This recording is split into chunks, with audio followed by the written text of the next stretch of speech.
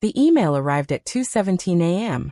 No subject line, just a cold, unfeeling PDF attached. I opened it, and there it was, a petition for a dissolution of marriage.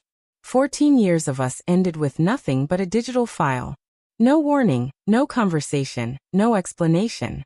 Just my name and hers, side by side on a dotted line. I stared at the screen until the words blurred, my thumb hovering over the call button, trembling. But I didn't dial. If she wanted silence, I was ready to give her a symphony. 3 years ago, I would have taken a bullet for her. Hell, I took 2 jobs. We built our design studio from the ground up. She managed clients, I handled the code. We were unstoppable. Seamless. A well-oiled machine. People called us lucky. I thought we were perfectly in sync. She used to perch on the edge of my desk, barefoot, sipping wine while reading me her latest pitch like it was poetry. When we landed that $300K contract, she kissed me like I had just saved her life. But somewhere around year 12, the wine glasses stopped clinking. Her smiles faded. Her phone became a fortress, and late-night networking replaced our quiet evenings.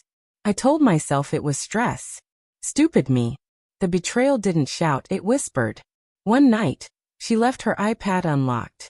A text preview popped up. Miss you already. You're amazing tonight.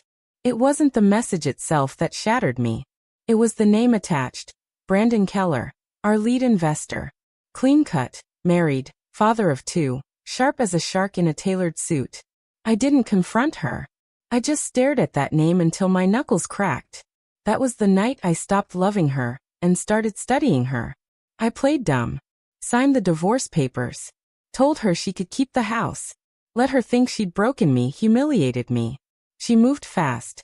A week later, Instagram exploded with photos.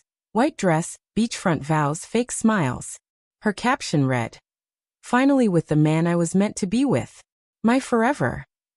Brandon stood beside her, grinning like he hadn't just trampled over 2 families to get there. I laughed, not from pain but precision. What she didn't know, what Brandon never saw, was that I'd never stopped watching. I still had access to everything. Emails, financials, shared drives, permissions she forgot to revoke. She used my software to pitch Brandon her new consulting firm. Signed clients with contracts I'd written. Leveraged my client list. And he bankrolled it all. For 6 months, I worked quietly, tracing every invoice, every misfiled tax document, every NDA she violated by repackaging our original designs as hers. I gathered screenshots, IP addresses, timestamps. Then I did what she never expected. I filed a lawsuit. Not against her, but against Brandon. Corporate espionage, intellectual property theft, breach of fiduciary duty.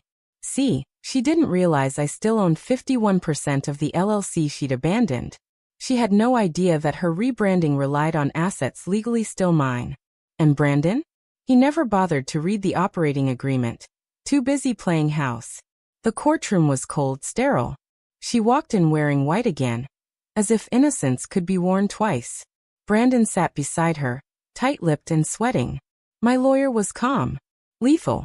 147 counts of IP theft, client data, design blueprints, proprietary code. I never looked at her once. My gaze was locked on Brandon. He flinched when we played the recorded call. He'd forgotten we had him coaching her on funneling funds through shell companies. He tried to speak, but the judge silenced him. In the end, he lost everything, his company, his reputation. Investors pulled out overnight. She hadn't just married him. She'd merged with him. And when he sank, she went down screaming.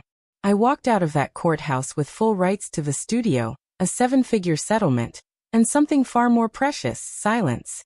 The press had a field day. Asterisk power couple implodes in IP theft scandal.